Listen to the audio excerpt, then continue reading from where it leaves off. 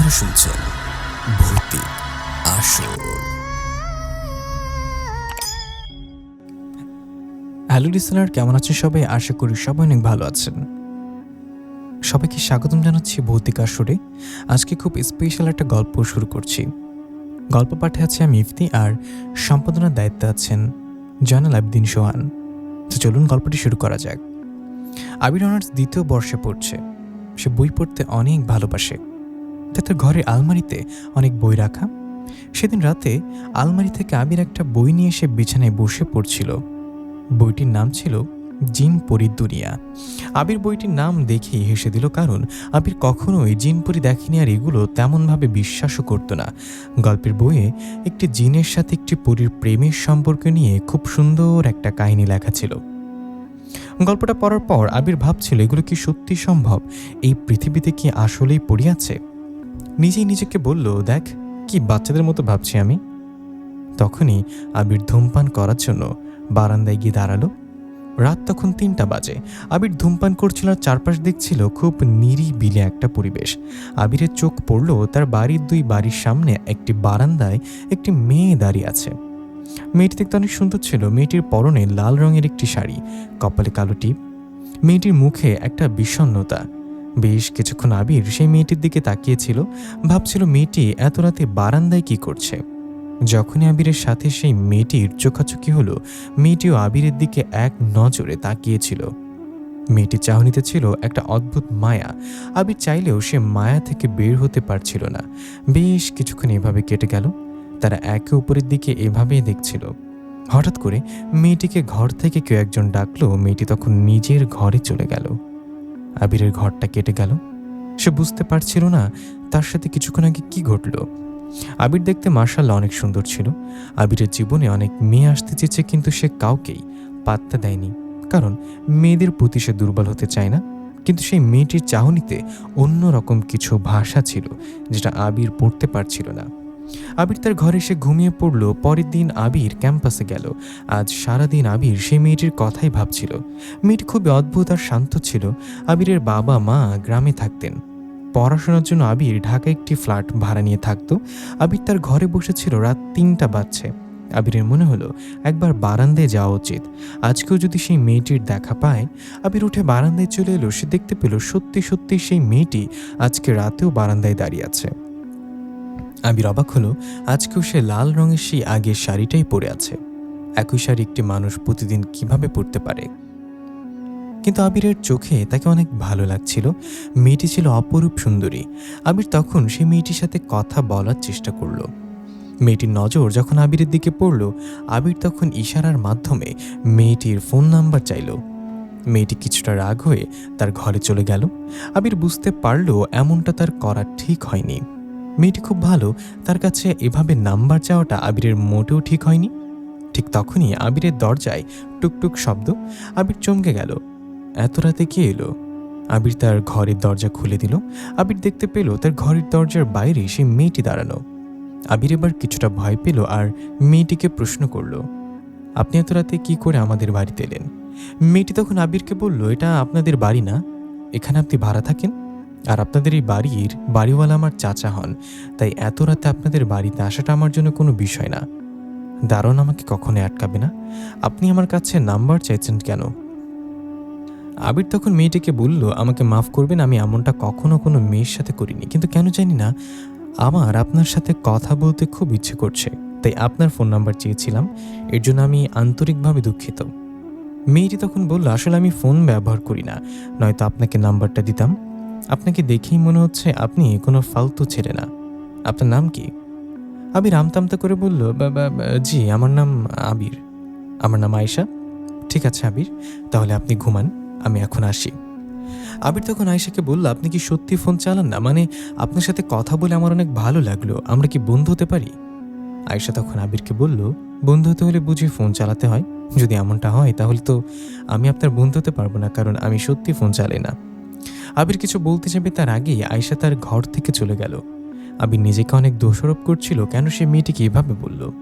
মেয়েটি কত সুন্দরভাবে তার সাথে কথা বলল, আর সে কেবল তাবল উল্টাপাল্টা বলে দিল। আবিরের নিজের প্রতি অনেক রাগ হচ্ছিল। সে বন্ধুত্বের প্রস্তাবটা আরও সুন্দরভাবে দিতে পারত, আবির 4টি ছেলে মেয়েকে প্রাইভেট পড়াতো, সেখানে থেকে যতটুকু টাকা পেত সেটা দিয়ে তার হাত খরচ হয়ে যেত।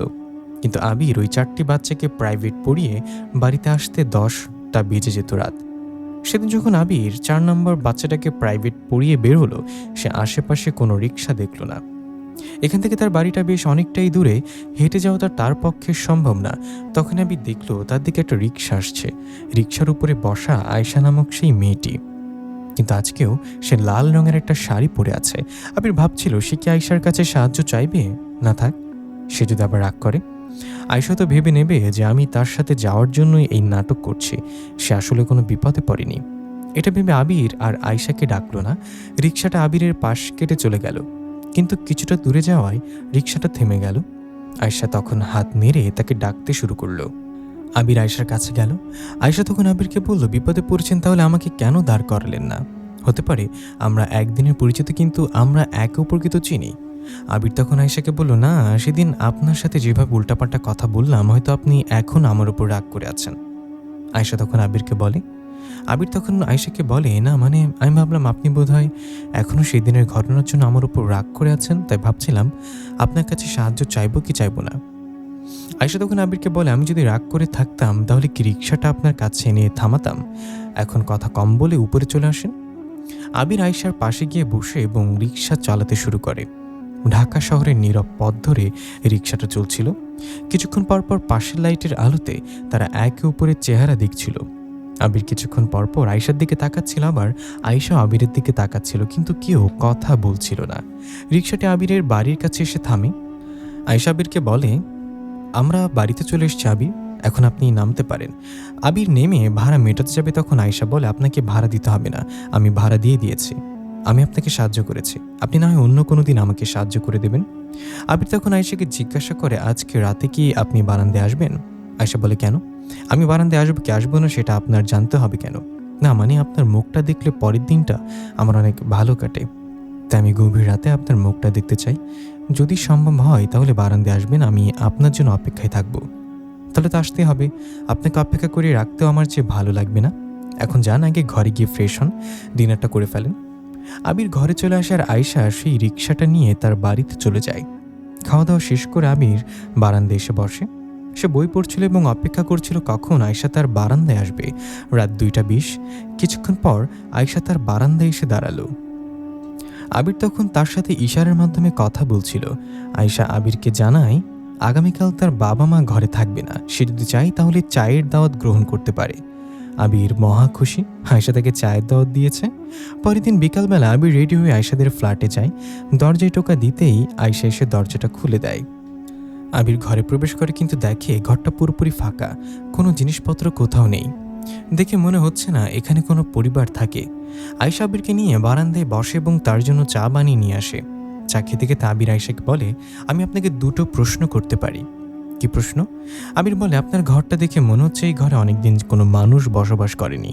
আর আপনার গায়ের লাল রঙের শাড়ি, আপনি কেন প্রতিদিন একই শাড়ি পরেন? আয়েশা তখন বলে, আজকে আমি আপনাকে আর কোনো কিছু লুকাবো না আপনার থেকে। এমনিতেও আর রাগে আপনার সাথে অনেক মিথ্যা বলেছি, তার জন্য আমি আন্তরিকভাবে দুঃখিত আবির।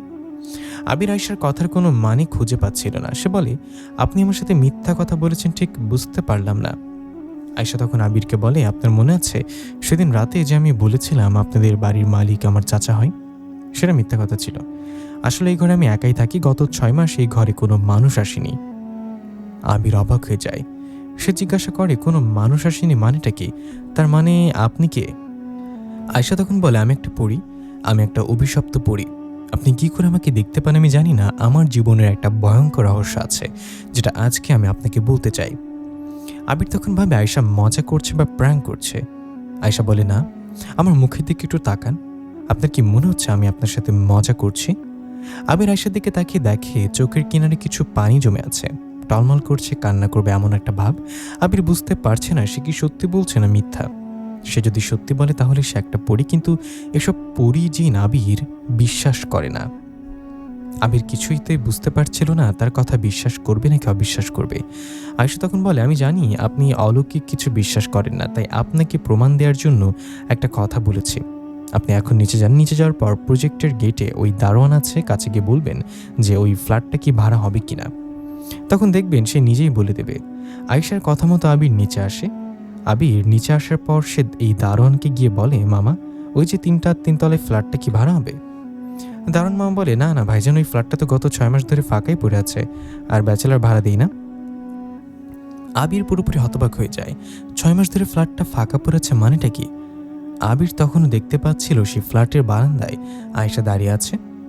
আবির ভয়ে ভয়ে সেই দারোয়ানকে বলে, মামা, বারান্দায় কি আপনি কোনো মেয়েকে দেখতে পাচ্ছেন? দারোয়ান আবিরের কথা মতো সেদিকে ঘুরে তাকায় আর আবিরকে বলে, মামা, দেখা তো মনে হয় ভদ্র ঘরের পোলা, আপনি নেশা করেন নাকি? নেশা পানি করা কিন্তু ভালো না মামা, যান তো বাড়িতে যান, মালিক দেখলে চিল্লাপিল্লি করবে। আমি হতবাক হয়ে সেদিকে তাকিয়েছিলাম। আবির দেখেছে আয়েশাকে, দারোয়ান দেখতে পারছে না। তার মানে কি আয়েশা আসলে একটা পরী? আবির আর সাহস নিয়ে সেই ফ্ল্যাটে ফিরে যেতে পারে না, এক দৌড়ে চলে আসে তার ঘরে। সে হাঁপাচ্ছিল, তাকে অনেক প্রশ্ন ভাবাচ্ছিল। এতদিন যে একটি মেয়ের সাথে আবির ঘোরাফেরা করেছে সেটা একটা পরী ছিল। ঠিক তখনই আবিরের পেছনের কেউ একজন হাত রাখে। আবির ঘুরে তাকিয়ে দেখে আয়েশা দাঁড়িয়ে আছে। আয়েশাকে দেখে আবির কিছুটা বিচলিত হয়ে যায়। আয়েশা তখন আবিরকে বলে, আমি জানি আপনি অলৌকিক কিছু বিশ্বাস করেন না, আপনি অনেক সাহসী একটা ছেলে, বাচ্চাদের মতো ভয় পাবেন না। আমি আমার বিষয়ে আপনাকে সব কিছু খুলে বলছি, আপনি আগে নিজেকে একটু শান্ত করেন। আবির তখন নিজেকে শান্ত করে আর খাটে এসে বসে। আয়েশাও তার পাশে গিয়ে বসে আর আবিরকে বলে, আমি ছিলাম রূপনগরের রাজকন্যা। রূপনগরের নাম শুনে আবির আয়েশাকে বলে, রূপনগর? সেটা আবার কোথায়? আয়েশা বলে, রূপনগর হচ্ছে আমাদের রাজ্যে, সেটা এই পৃথিবীর বুকে না, সেটা হচ্ছে প্রথম আসমানে। রূপনগর অনেক সুন্দর একটি জায়গা, সেই জায়গায় আমার মতো হাজার হাজার জিনপুরি বসবাস করে। সে রাজ্যের মহারাজ হাবিবুল্লাহ ছিল আমার বাবা। আমরা 4 বোন ছিলাম, সবাই ছোট ছিলাম, আর সবার আদরে ছিলাম আমি। আমি দুষ্টুমি করতে অনেক পছন্দ করতাম, আমার রাজ্য সবাই আমাকে অনেক ভালোবাসতো। একদিন আমি রূপনগরের রাজপ্রাসাদে দাঁড়িয়েছিলাম, আকাশ দেখছিলাম রাত্রেবেলা। হঠাৎ করে আমার খুব ইচ্ছে হলো পৃথিবীর বুকে ঘুরতে যাব। কিন্তু এখন যদি আমি আমার বাবাকে বলি, বাবা কখনই আমাকে পৃথিবীতে যেতে দেবেন না। তাই বাবাকে না বলে, মাকে না বলে অজান্তেই একা একা লুকিয়ে পৃথিবীতে চলে আসি। পৃথিবীতে আসার পর আমি চারিপাশে ঘুরছিলাম। হঠাৎ করেই আমার নজর পড়ে একটি ছোট্ট গ্রামে নদীর পাড়ে একটা ছেলে বসে আছে। সে মাছ ধরছে, যেটা দেখে আমি অনেক অবাক হই।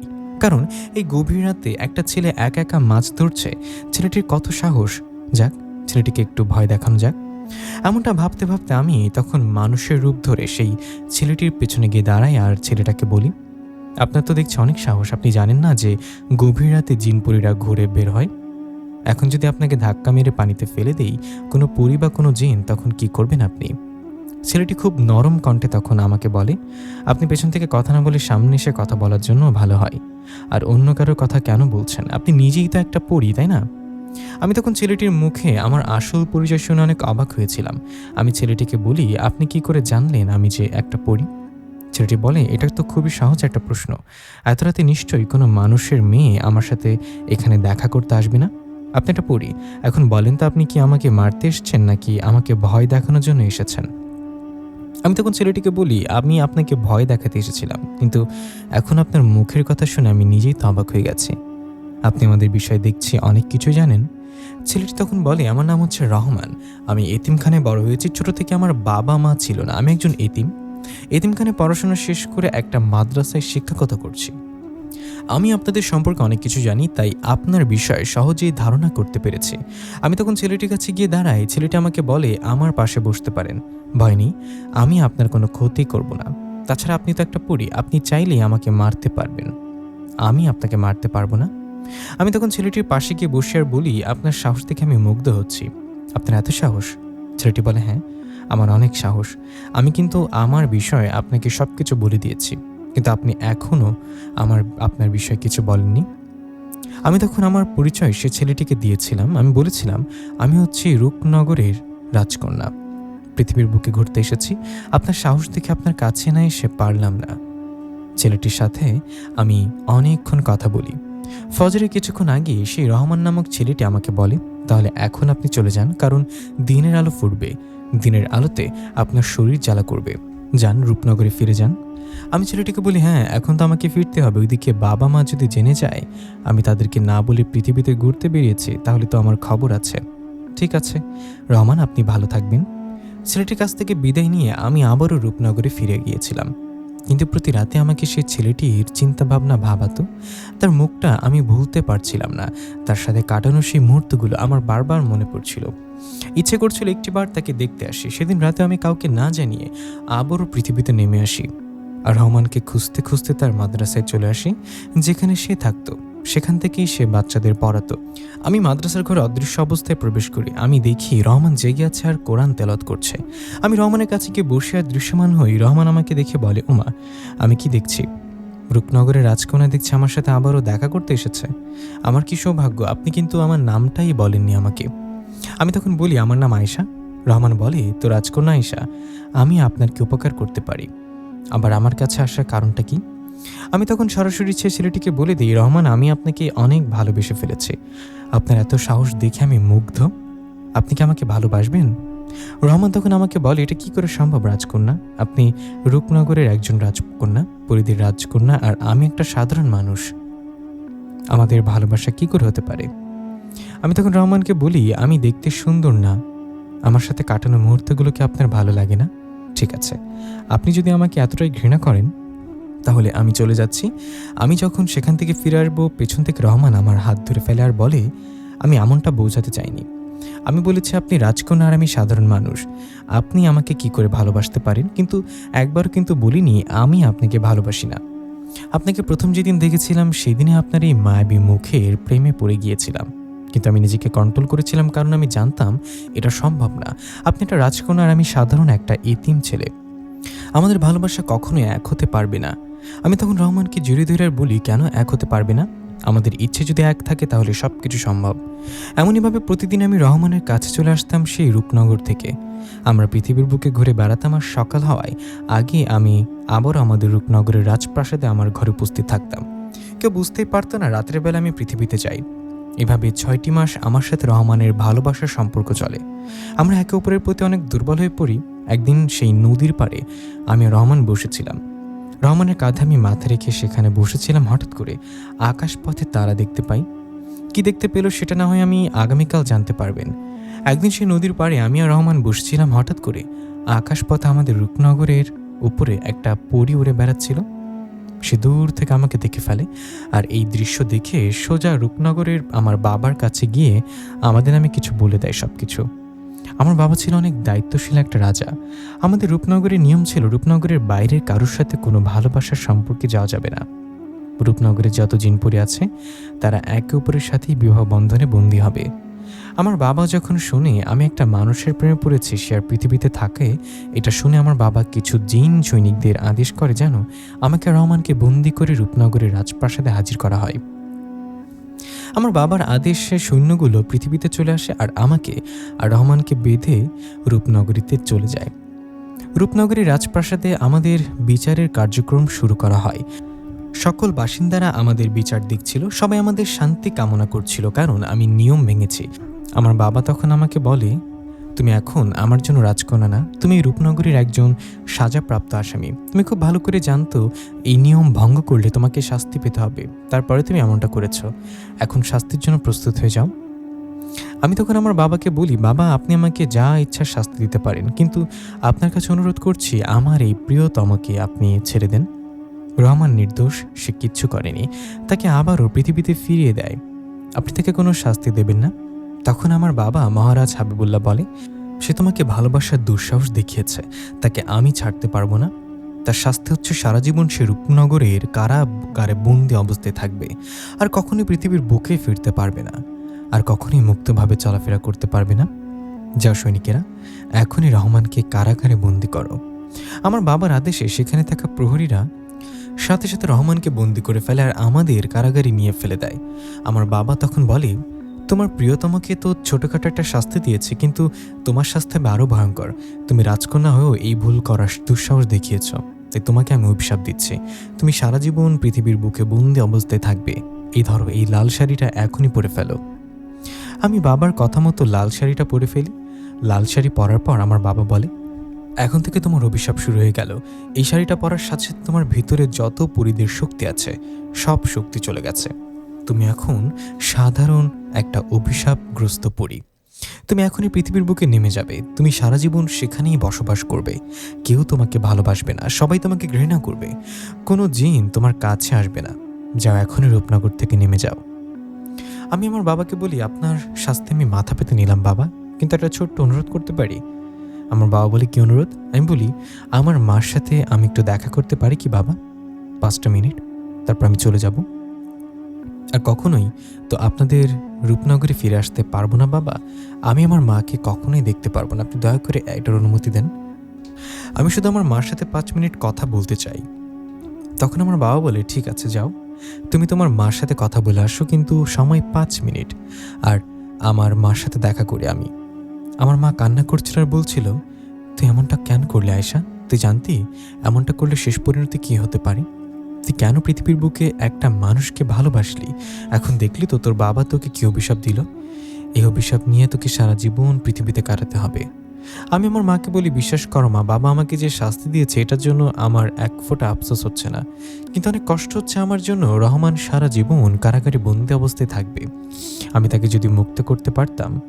আমার মা তখন আমাকে বলে, তোকে মুক্ত করতে হলে সর্বপ্রথম তোকে নিজের অভিশাপ কাটাতে হবে, তোকে আবারও ফিরে আসতে হবে এই রূপনগরে। আমি আমার মাকে বলি, কিন্তু সেটা কি করে সম্ভব মা? বাবা তো বলেছে আমি আর কখনোই রূপনগরে ফিরে আসতে পারবো না। আমার মা বলে, আমি আমার শক্তির মাধ্যমে তোকে বলে দিতে পারি তোর এই অভিশাপ কি করে কেটে যাবে। শোন মা, তুই পৃথিবীতে যাবি, এরপর একজন মানুষের খোঁজ বের করতে হবে, এমন একটা মানুষ যে কিনা ছোট থেকে অলৌকিক কোনো কিছু বিশ্বাস করে না। এমন একটা মানুষের সন্ধান যদি তুই বের করতে পারিস, তাহলে তার কাছে তুই সাহায্য চাইবি, কারণ সেই একমাত্র ব্যক্তি যে কিনা তোর অভিশাপ কাটাতে পারবে। আমি তখন আমার মাকে বলি, সে কি করে আমার অভিশাপ কাটাবে? আমার মা বলে, সেটা আমি জানি না, আমি যতটুকু জানি তোকে বলে দিয়েছে। এখন যা মা, পৃথিবীর বুকে সাবধানে থাকিস, আর যত দ্রুত সম্ভব সে মানুষকে খুঁজে বের করিস। আমি তখন আমার মার কাছ থেকে বিদায় নিয়ে রূপনগর থেকে নেমে আসি পৃথিবীর বুকে। সেদিনের পর থেকে আমি প্রতিনিয়ত তোমাকে খুঁজছিলাম, এমন একজন যে কিনা অলৌকিক কোনো কিছু বিশ্বাস করে না। একদিন রাতে আমি তোমার দেখা পাই, তুমি রাত 12টার সময় কবরস্থানের সামনে দিয়ে হেঁটে হেঁটে আসছো, কিন্তু তোমার ভেতরে আমি এক ফোঁটাও ভয়ের চিহ্ন দেখিনি। সেদিন আমি বুঝতে পারি তুমি হচ্ছ সেই ব্যক্তি যে আমাকে এই অভিশাপের হাত থেকে বাঁচাতে পারবে। দেখো আবির, আমি তোমাকে জোর করছি না, কিন্তু তোমার কাছে সাহায্য চাইছি। এই কষ্টের হাত থেকে আমাকে তুমি মুক্ত করো। আমি আমার ভালোবাসার মানুষটিকে সেই বন্দি অবস্থা থেকে মুক্ত করতে চাই। তোমার সাহায্য আমার অনেক দরকার। আবির তখন আয়েশার মুখে এসব কথা শুনে বলে, ঠিক আছে, আমি তোমাকে সাহায্য করব। তোমাকে কিভাবে আমি মুক্ত করব বলো? আবির মনে মনে আয়েশাকে অনেক ভালোবেসে ফেলেছিল। সে আজকেই তার মনের কথা আয়েশাকে বলতে চেয়েছিল, কিন্তু এখন আর বলা হলো না, কারণ আয়েশা তো রহমানকে ভালোবাসে। আবির সিদ্ধান্ত নেয় আয়েশাকে সে এই অভিশাপের হাত থেকে মুক্ত করবে। এই অভিশাপের চাদর সে ছিঁড়ে ফেলবে, তারপর রহমানকে উদ্ধার করবে। আয়েশা রহমানকে এক করে দেবে, সারা জীবন তারা যেন একসাথে থাকতে পারে এই ব্যবস্থা করে দেবে। আবির বলে, বল আমি কিভাবে তোমাকে অভিশাপের হাত থেকে মুক্ত করব? আয়েশা বলে, আমার মা আমাকে বলেছিল যদি এমন কোনো মানুষকে খুঁজে পায় তার হাত দুটো যেন আমার বুকে স্পর্শ করি, তাহলে হয়তো বা কিছু হতে পারে। আবির তখন তার 2 হাত দিয়ে আয়েশার দিকে এগিয়ে দেয়, বলে, যা হবে দেখ, আমি দেখতে চাই। আয়েশা তখন তার হাত দুটো তার বুকের মাঝে স্পর্শ করে আর আবিরকে বলে, তুমি চোখ বন্ধ করো।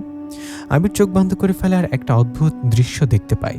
আবির দেখতে পায় সে আর আয়েশা হাত ধরে এই বাড়ির ছাদ দিয়ে দাঁড়িয়ে আছে। গভীর রাতে আয়েশা থেকে একটা সিঁড়ি তাদের ছাদে নেমে এসেছে, সেই পথ চলে গেছে আকাশের দিকে। আবির চোখ খুলে দেয় আর বলে, আমি দেখতে পেয়েছি কিভাবে তোমাকে নিয়ে আবার রূপনগরে যাব। আয়েশা বলে, তুমি কি দেখেছো আবির? আবির বলে, আমি দেখলাম তুমি আর আমি আমাদের এই বাড়ির ছাদে দাঁড়িয়ে আছি একে উপরে হাত ধরে। ঠিক তখনই আকাশ থেকে একটা পথ আমাদের ছাদে চলে এলো, যে রাস্তা চলে গেছে আকাশের দিকে। আয়েশা বলে, হ্যাঁ, সেই পথ ধরেই আমরা যেতে পারবো রূপনগরে। জানো আবির, সেদিনের পর আমি অনেক চেষ্টা করেছি আমাদের রাজ্যে ফিরে যাওয়ার জন্য, কিন্তু আমি পারিনি। এখন হয়তোবা তোমার সাহায্য আমি আবারও আমাদের রূপনগরে যেতে পারবো। এখন শুধু রাত হওয়ার অপেক্ষা। দেখতে দেখতে চারিপাশে রাত নেমে আসে।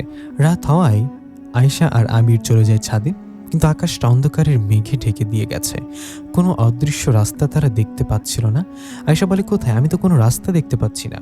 আবির বলে, আমিও তখন দেখেছিলাম, আর তুমি হাত ধরে এখানে দাঁড়িয়ে আছি। তোমার হাত দুটি বাড়িয়ে দাও তো। আয়েশা তখন তার হাত দুটো বাড়িয়ে দেয়। আবির তার হাত ধরে ফেলে। হাত ধরার সাথে সাথেই কালো মেঘে কেটে যায় একটা দৃশ্য, সিঁড়ির পথ তাদের ছাদে নেমে আসে। হাত ধরার সাথে সাথে কালো মেঘ কেটে একটা অদৃশ্য সিঁড়ি পথ তাদের ছাদে নেমে আসে। আয়শা বলে, এই তো সেই পথ, যে পথ ধরে গেলে আমরা রূপনগরে পৌঁছাতে পারবো। আবির ভয় পাচ্ছিল, কারণ সে রাস্তাটা ছিল অদৃশ্য। আবির যদি সেখান থেকে পড়ে যায় আর মরে যায়। আয়শা তখন বলে, আমার উপর বিশ্বাস রাখো, আমার হাত ধরে আমার পেছন পেছনে আসো, কিচ্ছু হবে না। এই রাস্তা অদৃশ্য হলেও এটা একটা পথ, এই পথ থেকে তুমি নিচে কখনোই পড়বে না। আবির আয়শাকে বিশ্বাস করে সেই অদৃশ্য সিঁড়ির ওপর একটা পা ফেলে, কিন্তু সে দেখে সে নিচে পড়ে যাচ্ছে না। সে রাস্তার শেষ প্রান্তে আসার পর আবির দেখতে পায় সে এখন প্রথম আসমানে চলে এসেছে। চারপাশটা অনেক অদ্ভুত, যেন একটা ফুলের বাগান। কি সুন্দর, অনেক বড় বড় গাছ, কিন্তু গাছগুলোর আগা দেখা যাচ্ছে না। প্রত্যেকটা গাছের বাকি অংশগুলো চলে গেছে দ্বিতীয় আসমানে। আয়শাপুরী তখন আবিরকে বলে, এটাই হচ্ছে আমাদের রূপনগর। তোমার জন্য আজকে আমি আবারও আমার রাজ্যে ফিরতে পারলাম। আবির তখন বলে, এখন আমি তোমাকে অভিশাপ থেকে মুক্ত করব কি করে? এখনো তো পুরোপুরি তুমি অভিশাপ থেকে মুক্ত হতে পারোনি। আয়শা বলে, এই রূপনগরে আমার এক বন্ধু আছে, তার নাম হচ্ছে ওসমান। সে এই নগরীতেই বাস করে। আমরা ওসমানের সাথে দেখা করব, হতে পারে সে আমাদের সাহায্য করবে। তার সাহায্যে আমি তোমাকে বলতে পারবো কিভাবে এই অভিশাপের হাত থেকে তুমি আমাকে মুক্ত করবে। আবির বলে, তাহলে চলো আমরা এখনই ওসমানের সাথে গিয়ে দেখা করি। আয়শা বলে, না, এখন না, এখন গেলে আশেপাশে জিনপরীরা আমাদেরকে দেখে ফেলবে আর আমাদের বন্দি করে ফেলবে। আমি চাই না রহমানের মতো তোমাকেও সেই একই কারাগারে বন্দি অবস্থায় দেখতে। তাই আমরা রাত্রেবেলা আমার বন্ধু ওসমানের সাথে দেখা করতে যাব। এখন আমরা এখানেই একটা জঙ্গলে লুকিয়ে থাকবো আর অপেক্ষা করব রূপনগরে কখন রাত নেমে আসবে। দেখতে দেখতে রূপনগরে রাত নেমে আসে। গভীর রাত হওয়ায় আয়শাপুরী আবিরকে নিয়ে রওনা করে তার বন্ধু ওসমান জিনের সাথে দেখা করার জন্য। আয়শা ওসমানের বাড়ির দরজার কাছে এসে টাকা দেয়। ভিতর থেকে ওসমান দরজা খুলে দেয়। আবির দেখছিল একটা জিন তাদের সামনে দাঁড়িয়ে আছে, যার পরনে সাদা একটা পাঞ্জাবি। সে দেখতে অনেক লম্বা, শরীরের গঠন অনেক ভালো, মুখটা অনেক মায়াবী। আবির বুঝতে পারে এটাই হচ্ছে ওসমান জিন। তুই এসেছিস? আমি তো ভেবেছিলাম বন্ধু তোকে আর কখনোই দেখতে পারবো না। সেদিন মহারাজের বিচার শুনে আমার অনেক রাগ হচ্ছিল, ইচ্ছে করছিল তোর সাথে আমিও এই রূপনগর ছেড়ে চলে যাই, কিন্তু আমার বিশ্বাস ছিল তুই আবার একদিন না একদিন ঠিকই ফিরে আসবি এই রূপনগরে। তাই তো আমি তোর সাথে যাইনি, তোর জন্য এখানে অপেক্ষা করেছি।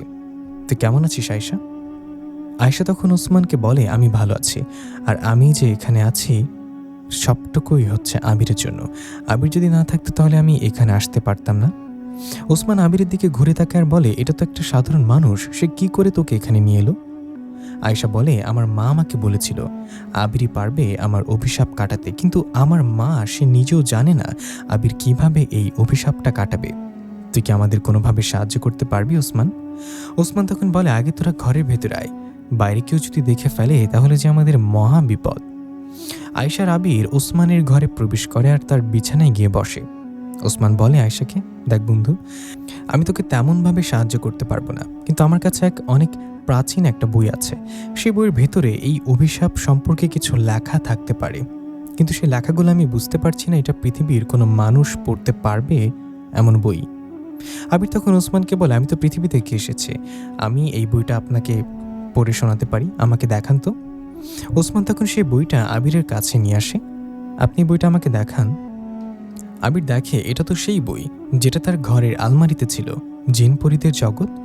বইটা দেখে আবির ওসমান আর আয়শাকে বলে, এই বইটার আগে আমি পড়েছি, কিন্তু এটার ভিতরে এই অভিশাপ সম্পর্কে কিছু আছে আমার জানা নেই। ওসমান তখন আবিরকে বলে, আপনি দয়া করে আরেকবার ভালো করে পড়েন, দেখেন তো কোনো রহস্য পান কিনা। আবির মন দিয়ে আবারও বইটা পড়তে শুরু করে। একেবারে শেষের পেজে কিছু লেখা আছে। সে শেষের পেজটার ভিতরে লেখা এই অভিশাপের সম্পর্কে। আবির বলে, পেয়েছি, এখানে লেখা আছে এই অভিশাপটা কিভাবে দূর করতে পারবো। এখানে লেখা আছে কাউকে যদি এমন একটা অভিশাপ দেয়া হয় তাহলে তাকে এই অভিশাপের হাত থেকে মুক্ত করতে হলে তার পরনের শাড়িটা এমন কোনো সাধারণ মানুষকে পরতে হবে যে মানুষটা কখনোই অলৌকিক কোনো বিষয় সে বিশ্বাস করেনি। সে যখন সে একই শাড়ি পরে ফেলবে সাথে সাথেই সেই অভিশাপটা তার কাঁধে চলে আসবে আর সে পরীটা মুক্ত হয়ে যাবে। আয়শা বলে, তার মানে এই শাড়িটা তুমি পরার সাথে সাথে আমি অভিশাপের হাত থেকে মুক্ত হয়ে যাব, কিন্তু এই শাড়ি পরার পর তোমার সাথে কি ঘটবে? আবির বলে, এটা তো বইয়ে লেখা নেই, যাই হোক না কেন আগে তো তোমাকে অভিশাপের হাত থেকে মুক্ত করি। ওসমান তখন বলে, না, এটা না জেনে এই কাজটা করাটা অনেক বিপজ্জনক। দেখো আবির, তুমি যদি এখন এই শাড়িটা পরে ফেলো তাহলে তুমি পাগল হতে পারো। তুমি মরেও যেতে পারো। আয়েশা তো কান্না করে দেয় আর বলে, না না, আমি এমনটা হতে দিতে পারি না। একজনের জন্য আমি আরেকজনকে মারতে পারবো না। থাক, আমার অভিশাপ আমার কাছেই থাক। তখন আবির বলে, যাই হোক না কেন, আমি অভিশাপটা দূর করতে চাই। আগে তো শাড়িটা পরি, দেখা যাক না কি হয়। এমনও হতে পারে সব কিছু ঠিক থাকবে, আমার কিছু হবে না। আয়েশা ভয়ে ভয়ে সে শাড়িটা আবিরের গায়ে পরিয়ে দেয়। আবির সে শাড়িটা পরার সাথে সাথে সে একটা আর্তনাদ শুনতে পায়, একটা চিৎকার, একটা কান্নার শব্দ। অনেক কষ্ট হচ্ছিল আবিরের, কিন্তু আবির তাদেরকে বুঝতে দেয় না, বলে, আমি ঠিক আছি, আমার কিছু হয়নি। আয়েশা পরি তখন আবারও আগের রূপে ফিরে আসে। তার ভেতরে সকল পরীর শক্তি ফিরে আসে, অনুভব করতে পারে সকল শক্তি। আয়েশা পরি খুশি মনে আবিরকে বলে, আমি অভিশাপ থেকে মুক্ত হয়ে গেছি, আমার ভিতরে আবারও পরিদের শক্তি চলে এসেছে। আবির দেখতে পায় আয়েশা পরি এবার তার ইচ্ছা মতো রূপ পরিবর্তন করতে পারছে। তার পরনে এখন অনেক সুন্দর একটা সাদা রঙের পোশাক, পেছন দিয়ে 2টা ডানা।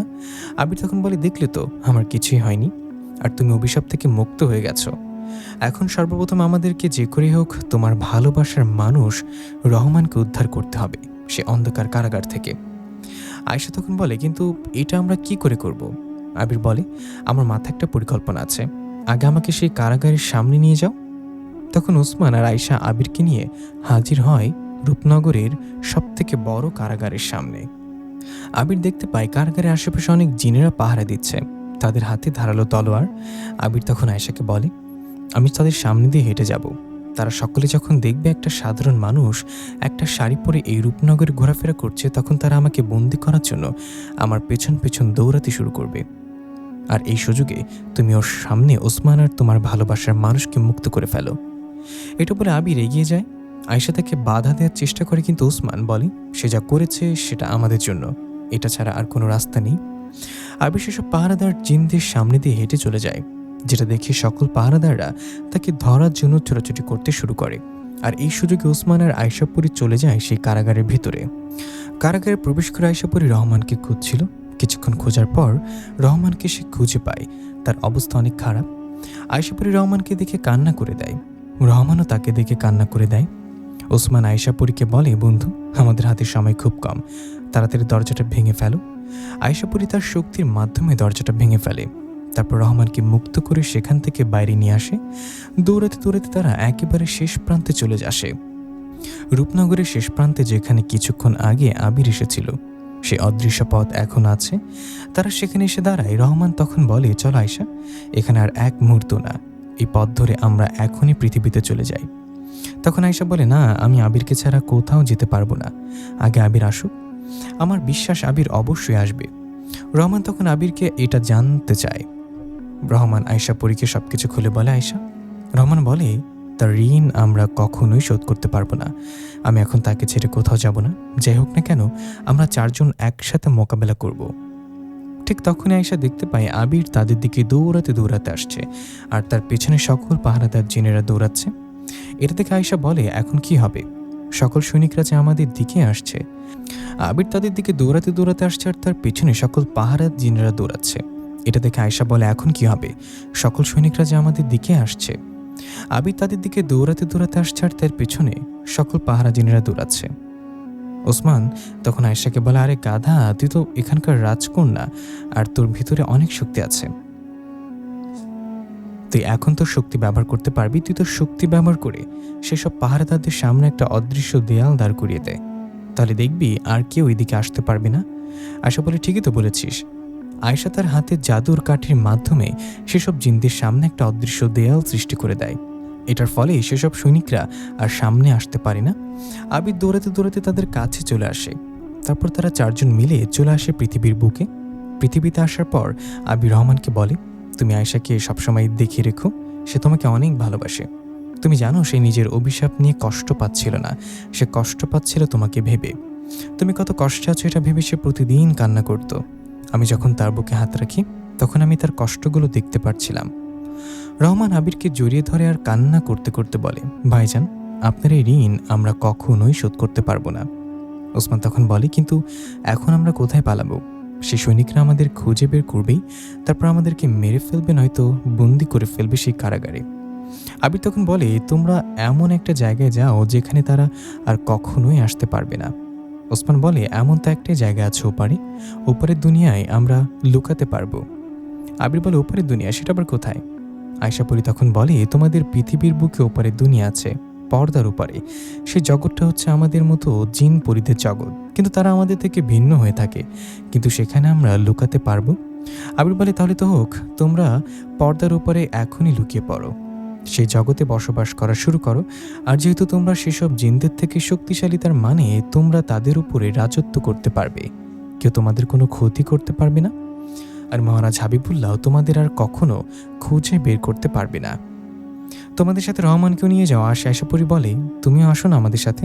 আবির বলে, আমি আসতে পারবো না, আমাকে মহারাজ খুঁজে পেলে কোনো ক্ষতি করবে না। ওসমান বলে, কিন্তু কেন? আবির বলে, কারণ আমি যে এখন অভিশাপ প্রাপ্ত। আয়শা পরি বলে, অভিশাপ প্রাপ্ত মানে? তুমি না বললা তুমি চাইলে এই শাড়িটা খুলে ফেলতে পারবে? আমি তোমাকে মিথ্যা বলেছিলাম, আমি চেষ্টা করেছি, কিন্তু আমার শরীর থেকে এই অভিশাপের চাদর আমি খুলতে পারিনি। সারা জীবন আমাকে এখন এই শাড়িটা পরেই থাকতে হবে। আয়শা পরি তো ওই কথা শুনে কান্না করে দেয় আর আবিরকে জড়িয়ে ধরে বলে, তুমি এমনটা কেন করলে? আমি জানতাম এমন কিছুটা হবে। এখন আমরা কি করব? তোমাকে অভিশাপের হাত থেকে কিভাবে মুক্তি দেব?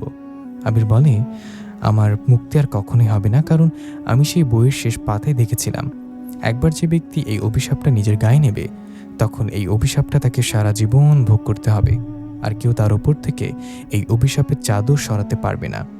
তাই বলছে, আয়শা, তুমি এখনই রহমানকে নিয়ে পর্দার উপরে চলে যাও, আমাকে নিয়ে ভেবো না, আমি ঠিক থাকবো। ওসমান, যাও, তুমি এখনই তোমার বন্ধুকে নিয়ে চলে যাও, নয়তো দেরি হয়ে যাবে। ওসমান আবিরকে জড়িয়ে ধরে বলে, আবির, তোমার মতো মানুষ আমি কখনো দেখিনি। আমি তো ভাবতাম মানুষেরা স্বার্থপর, তারা একে অপরের ক্ষতি চায়, কিন্তু তুমি একটা পরির জন্য যা করলে, আমি তোমার এই ঋণ কখনোই ভুলবো না।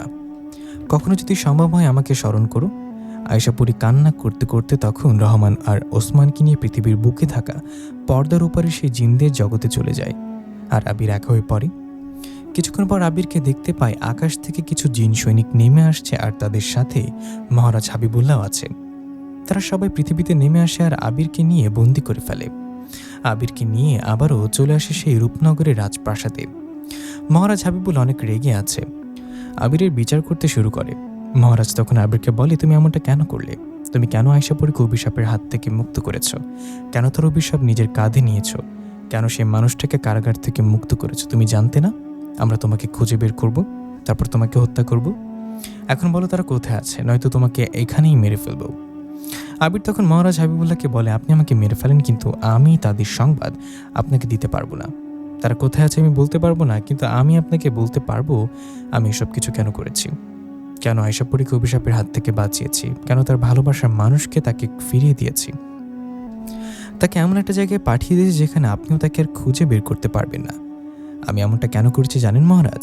কারণ আমি আপনার মেয়ে আয়শা পরীকে অনেক ভালোবেসে ফেলেছিলাম। আমার সব থেকে কষ্টের বিষয় হচ্ছে কি জানেন, আমি আমার ভালোবাসার কথা আয়শা পরীকে কখনোই বলতে পারলাম না, কখনোই জানাতেই পারলাম না আমি তাকে কত ভালোবাসি। যেদিন ভাবলাম তাকে আমি বলবো আমার মনের কথা, সেদিন সে আমাকে বলল তার ভালোবাসার গল্প। সবটা শুনে আমি আমার ভালোবাসাকে আমার মনের মাঝে কবর দিয়ে ফেলেছি। আমি তাকে পাইনি, তাতে কি হয়েছে? তার সকল কষ্ট দেখে আমি নিজেকে কন্ট্রোল করতে পারছিলাম না, আমার অনেক কষ্ট হচ্ছিল। তা আমি সিদ্ধান্ত নিয়েছিলাম তার সকল অভিশাপ, সকল কষ্ট আমি আমার ভেতরে গ্রহণ করব। এই কারণেই আমি তার অভিশাপ আমার কাঁধে নিয়েছি, তাকে ভালো রাখার জন্য তার ভালোবাসার মানুষকে আবারও তার কাছে ফিরিয়ে দিয়েছি। তারপর তাদেরকে অনেক দূরে পাঠিয়ে দিয়েছি, যেখানে তারা তাদের মতো করে সুখে থাকতে পারবে। আমার আর কোনো আফসোস নেই মহারাজ, আপনি চাইলে এখন আমাকেও মৃত্যুদণ্ড দিতে পারেন।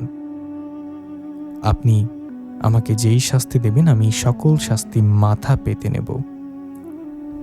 মহারাজ হাবিবুল্লাহ তখন আবিরকে বলে, তুমি আমার সাথে আসো। মহারাজ আবিরকে নিয়ে তার কক্ষে চলে যায়। ঘরে আসার পর মহারাজ দরজা বন্ধ করে আবিরকে বলে, তোমাকে আমি কি শাস্তি দেব? তুমি আমার আদরের রাজকন্যাটাকে অভিশাপের হাত থেকে মুক্ত করেছ।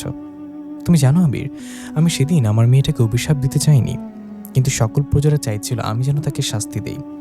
আমি যদি সেদিন আয়শা পরীকে শাস্তি না দিতাম, তাহলে রূপনগরের সকল জিনপরীরা আমার অবাধ্য হয়ে যেত, কেউ আর আমার কথা শুনতো না। তাই নিজের অজান্তে আমি অভিশাপ দিয়ে ফেলেছিলাম। কিন্তু আবির, তুমি তাকে এত ভালোবাসো যে সবটা জানার পরেও তুমি সেই অভিশাপ নিজের কাঁধে নিয়ে ফেললে। তুমি তো খুব ভালো করে জানতে আবির, এই অভিশাপের হাত থেকে তোমাকে আর কেউ মুক্ত করতে পারবে না। সেই বইয়ে খুব ভালো করে লেখা ছিল, এই অভিশাপ সারা জীবন তোমার ঘাড়ে থাকবে, এই অভিশাপ সারা জীবন তোমার ঘাড়ে বইবে। আবির তখন মহারাজকে বললেন, হ্যাঁ মহারাজ, আমি সবটা জেনেই এমনটা করেছি, কারণ আমি তাকে অনেক ভালোবাসি। তার কষ্ট যে আমি আর সইতে পারছিলাম না। মহারাজ হাবিবুল্লাহ তখন আবিরকে বলেন, আমি তোমাকে পৃথিবীতে পাঠিয়ে দিচ্ছি, কিন্তু পৃথিবীতে যাওয়ার পর তুমি কিভাবে লোকসমাজে তোমার মুখ দেখাবে? তুমি একটা ছেলে হয়ে লাল শাড়ি পরে কিভাবে ঘোরাফেরা করবে? আর তুমি চাইলেও এই শাড়িটা তোমার শরীর থেকে আলাদা করতে পারবে না। আবির তখন বলেন, আমি তো এই কারণেই আর পৃথিবীতে যেতে চাই না। আপনি দয়া করে আমাকে কারাগারে বন্দি করে ফেলেন, নয়তো আমাকে মেরে ফেলেন। মহারাজ হাবিবুল্লাহ তখন আবিরকে বললেন, আমি তোমাকে মারব না, তোমাকে কারাগারেও বন্দি করব না, বরঞ্চ আমি তোমার নতুন একটা পরিচয় দেব। তোমার নাম আজ থেকে আবির না, তোমার নাম আজ থেকে আবিমা। আমি তোমাকে পুরোপুরি একটা মেয়ে বানিয়ে দেব। তোমার ভেতরে আর পুরুষের কোনো চিহ্ন থাকবে না। তখন তোমার শরীরে এই লাল শাড়ি দেখে মানুষ আর কোনো বাজে মন্তব্য করতে পারবে না। এটা বলে মহারাজ হাবিবুল্লাহ তার শক্তির মাধ্যমে আবিরকে ছেলে থেকে একটা মেয়ে তৈরি করেন। এখন আবির হয়ে গেছে আবিমা। তার শরীরে এখন মেয়েদের সকল অঙ্গ চলে এসেছে। সে পুরোপুরি একটা সুন্দরী মেয়ে হয়ে গেছে। আবিমা তখন মহারাজ হাবিবুল্লাহকে বলে, আপনি তো আমাকে নতুন করে সৃষ্টি করলেন, আমাকে পরিবর্তন করে দিলেন, কিন্তু আমি পৃথিবীতে গিয়ে কি করব? মহারাজ হাবিবুল্লাহ তখন তার প্রাসাদ থেকে অনেকগুলো ধন সম্পদ আবিমাকে দিয়ে দেন আর বলেন, তুমি এই টাকা পয়সা নিয়ে নতুন পরিচয় পৃথিবীতে বেঁচে থাকবে। আবির হয়ে গেছে আবিমা। সে মহারাজ হাবিবুল্লাহর কাছ থেকে অনেকগুলো টাকা নিয়ে পৃথিবীর বুকে ফিরে আসে। আর সে শিক্ষা জ্ঞান তার মাথায় ছিল, সে শিক্ষা জ্ঞান দিয়ে নতুন করে একটা ব্যবসা স্টার্ট করে। আবিমা তার বাবা মায়ের কাছে আর ফিরতে পারে না, কারণ সে তো এখন আর আবির নেই, হয়ে গেছে আবিমা। সে দূরে থাকে, সে ব্যবসা করে নিজের মতো একা একা জীবন পার করছে। আবিমা তার বাবা মাকে প্রতি মাসের 1 তারিখে অনেক বড় অ্যামাউন্টের টাকা পাঠিয়ে দেয়, যাতে তারা ভালো থাকে। তার বাবা মা হয়তো আবিরকে খুঁজে বেড়াচ্ছে, কিন্তু আবিমা তো জানে আবিরকে আর কেউ খুঁজে পাবে না। আবিমার জীবনটা এভাবেই পার হচ্ছিল। সে তার ব্যবসাকে অনেক বড় করে ফেলে। সে এখনও প্রতিদিন সেই লাল শাড়িটাই পরে অফিসে আসা যাওয়া করে। একদিন আবিমার সাথে পরিচয় হয় হায়াত নামক একটা ছেলের। আবিমার তাকে অনেক ভালো লাগে, হায়াতের আবিমাকে অনেক ভালো লাগে। তাদের ভিতরে একটা সম্পর্ক তৈরি হয়। হায়াত একদিন আবিমাকে বলে সে তাকে অনেক ভালোবাসে, আবিমাও তাকে ভালোবাসতো, তাকে পছন্দ করত, কিন্তু ভয় পাচ্ছিল সবকিছু তাকে খুলে বললে সে আবার তাকে ছেড়ে চলে যাবে না তো। আবিমা সেদিন হায়াতকে সবকিছু খুলে বলে। সে বলে সে আগে একটা ছেলে ছিল। হায়াত বলে, আপনি যে আমার সাথে মজা করছেন, আপনাকে দেখে স্পষ্ট বোঝাচ্ছে আপনি একটা মেয়ে, আর একটা ছেলে কখনোই এত পরিবর্তন হতে পারে না, কোনোভাবেই না। কোনো ডাক্তার তাকে এভাবে মেয়ে তৈরি করতে পারবে না। তখন আবিমা হায়াতকে সবকিছু খুলে বলে, শুরু থেকে শেষ পর্যন্ত। সে আবির ছিল, আবির থেকে আবিমা কি করে হলো, আয়শাপুরীর ঘটনার সবকিছু। সবটা শুনে হায়াত বলে, আমার কোনো আপত্তি নেই, আপনার অতীতে কি হয়ে গেছে সেটা আমি জানতে চাই না, কিন্তু আপনার ভবিষ্যৎ আমি আপনার সাথে কাটাতে চাই। আপনি কি আপনার জীবনসঙ্গী হিসেবে আমাকে গ্রহণ করবেন? আবিমা হায়াতকে জড়িয়ে ধরে আর তার সাথে নতুন আরেকটি স্বপ্ন দেখতে শুরু করে। হায়াত আবিমাকে বিয়ে করে, তারা আলাদা থাকতো, কারণ হায়াত আবিমাকে নিয়ে তার বাবার বাড়িতে গেলে সবাই প্রশ্ন করবে আবিমা কেন অন্য পোশাক পরতে পারে না, সে কেন লাল রঙের একটা শাড়ি পরেই ঘোরাফেরা করে। হায়াত চায় না আবিমা সকলের কাছে ছোট হোক, তাই তো তাকে নিয়ে দূরে একা বসবাস করতে শুরু করে। আবিমার ব্যবসা থেকে অনেক টাকা আসছিল, তাদের সংসার অনেক সুখে কাটছিল। আবিমা এখনও আয়শাপুরীর কথা ভুলতে পারেনি। আয়শাপুরীর সাথে কাটানো প্রত্যেকটা মুহূর্ত আবিমাকে এখনও কাঁদায়। তো লিসেনার, কেমন লাগলো গল্পটা অবশ্যই আমাদেরকে কমেন্ট করে জানাবেন। আর এরকম ধরনের আরও গল্প পেতে হলে আমাদের চ্যানেলটি সাবস্ক্রাইব করে পাশে থাকা বেল আইকনটি প্রেস করে দিবেন, যাতে করে নতুন ভিডিও আপলোড হলে আপনারা আগেই নোটিফিকেশনের মাধ্যমে পেয়ে যান। দেখাবে পরবর্তী কোনো গল্পে। আল্লাহ হাফেজ।